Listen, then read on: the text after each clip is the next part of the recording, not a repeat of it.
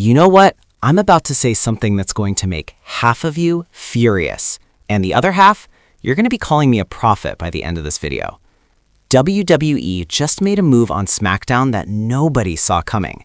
And I'm not talking about your typical surprise return or a random heel turn. No. What went down this week is going to reshape the entire landscape of WWE for the next year. And Triple H just pulled off the most controversial alliance in modern wrestling history. LA Knight and CM Punk, two of the biggest egos in professional wrestling, two men who refused to play by the rules. And now, they're on the same team. But here's what WWE isn't telling you. And trust me, when you hear what I'm about to break down, you're going to lose your mind.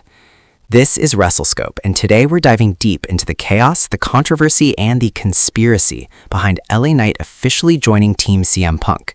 And by the end of this video, you're either going to think I'm absolutely insane, or you're going to realize that WWE just changed everything. Let's get into it. First, let me paint you a picture of what led to this absolute bombshell of an announcement. For months now, CM Punk has been navigating the treacherous waters of Smackdown like a man walking through a minefield. He's got targets on his back from the bloodline remnants, he's dealing with the authority trying to control him, and let's not forget, there's an entire locker room of superstars who either want to test him or straight up destroy him because of who he is and what he represents. CM Punk is the anti-establishment, the voice of the voiceless, the man who walked away from WWE on his own terms and came back on his own terms. He doesn't owe anybody anything, and that makes him dangerous. That makes him unpredictable. And in WWE's corporate structure, that makes him a problem. Now enter LA Knight. Yeah! The megastar has been on an absolute tear for the past year and a half. This man has defied every single odd, overcame every obstacle WWE creative threw at him, and he did it all with the fans firmly behind him. LA Knight took the brass ring that Vince McMahon used to talk about, and he ripped it off the ceiling himself. But here's where it gets interesting, and here's where WWE wants you to look the other way. Both CM Punk and LA Knight have been fighting the same battle from different angles. They've both been dealing with corporate interference. They've both been dealing with talent who were handed everything while they had to scratch and claw for every opportunity. They've both been outspoken about the politics, the favoritism, and the absolute nonsense that goes on behind the curtain. So when you really think about it, this alliance, it makes perfect sense. But WWE is gambling. No, they're betting the house that these two massive egos can coexist. And that's where this story gets absolutely insane. Let me take you through what happened on Smackdown, beat by beat, because the details matter here. The show opens with CM Punk cutting a promo in the ring. Standard stuff, right? He's talking about his upcoming match, he's addressing his enemies, and then he drops a line that made my jaw hit the floor. He said, and I quote, "I've spent my entire career doing this alone, fighting the system alone, standing up to corrupt authority figures alone. But you know what I've learned? Sometimes the biggest statement you can make is showing them that you're not the only one who's fed up." The crowd went nuts. People were speculating. Who's he talking about? Is it Daniel Bryan? Is it someone from NXT? Is AJ Styles coming back? Then the lights go out. And when they come back on, LA Knight is standing on the ramp with a microphone in his hand and that signature smirk on his face. The place exploded. I'm talking earthquake-level crowd reaction. LA Knight walks down that ramp like he owns the place, because let's be honest, in the fans' eyes, he does. And he gets in the ring face to face with CM Punk. Now here's where most people expected a stare down, maybe some tension, perhaps even a fight breaking out because these are two alpha personalities. But what happened instead was even more shocking. LA Knight extends his hand. And CM Punk, after what felt like an eternity of staring at that outstretched hand, he shakes it. The entire arena was split. Half the crowd was chanting, "Yeah!" The other half was chanting CM Punk. And in that moment, Smackdown created the most explosive alliance in recent memory. But LA Knight got on that microphone and said something that I haven't been able to stop thinking about. He said, "Punk, you and me, we're not friends. We're not brothers. We're not some cute little tag team that's going to hug it out and have matching gear.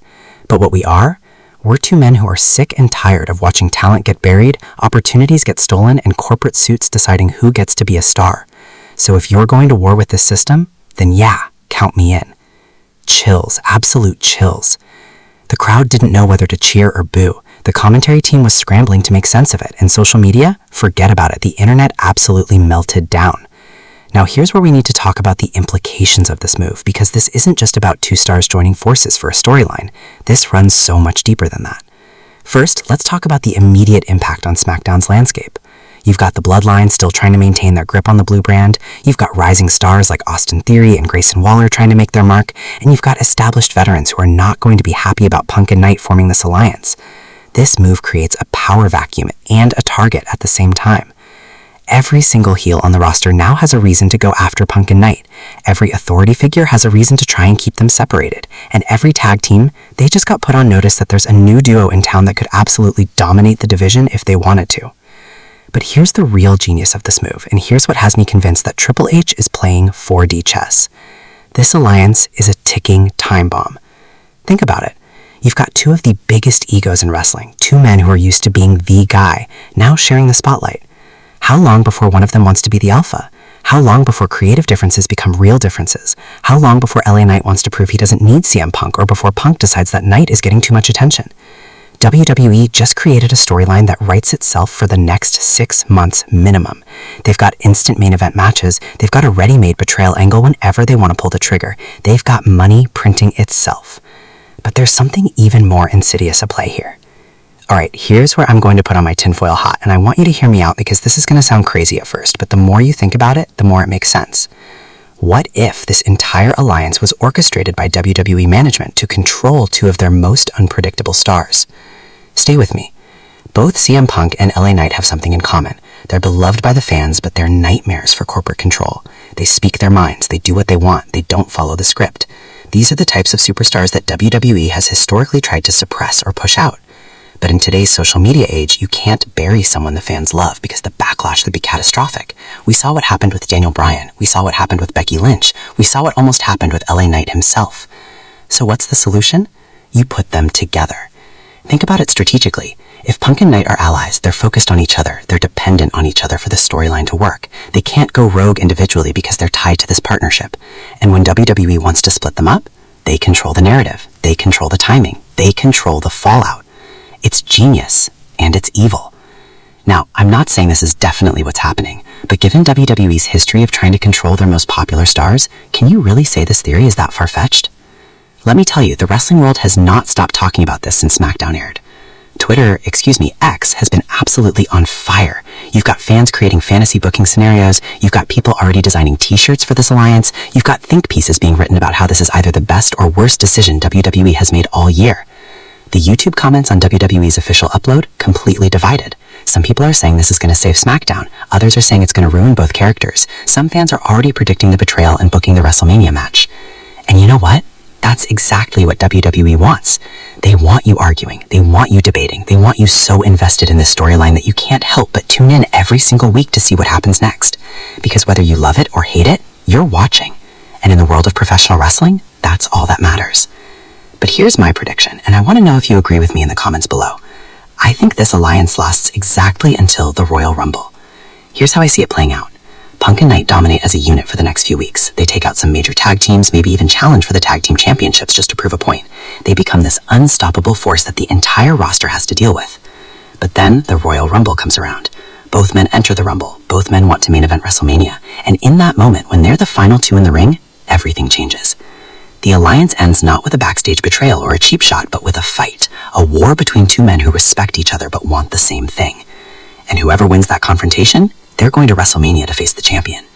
The other one, they're going to spend the next few months hunting the winner, demanding their own title shot, and creating one of the most compelling rivalries of the year. This is how you book two megastars. This is how you create money. And this is why, love it or hate it, this alliance is absolutely brilliant. But that's just my prediction. What's yours? LA Knight and CM Punk, two of the most electric personalities in WWE, two men who could main event WrestleMania on their own, and now they're on the same team, fighting the same fight, creating the same chaos that WWE hasn't seen in years. Is this alliance going to last? Probably not. Is it going to create some of the most must-see television of the year? Absolutely. And that's what makes this moment so special. That's what makes SmackDown unmissable right now, because we're watching history unfold in real time, and nobody knows where this is going. So here's what I want to know from you. Do you think LA Knight and CM Punk can coexist? How long do you think this alliance will last? And when they inevitably face each other, who do you think comes out on top? Drop your predictions in the comments below because I read every single one, and some of the best theories come from you, the Wrestle Scope community. If you enjoyed this breakdown and want more deep dives into the biggest stories in wrestling, make sure you smash that like button. It helps the algorithm show this video to more wrestling fans who need to see this. Subscribe to Wrestle Scope if you haven't already, and hit that notification bell because we're covering every twist, every turn, and every bombshell that WWE throws at us. Share this video with your wrestling friends. I guarantee they have opinions on this alliance, and I want to see the debate happening everywhere. This is Wrestle Scope. I'll catch you in the next one. And remember, in the words of LA Knight, yeah! And in the words of CM Punk, it's clubbering time.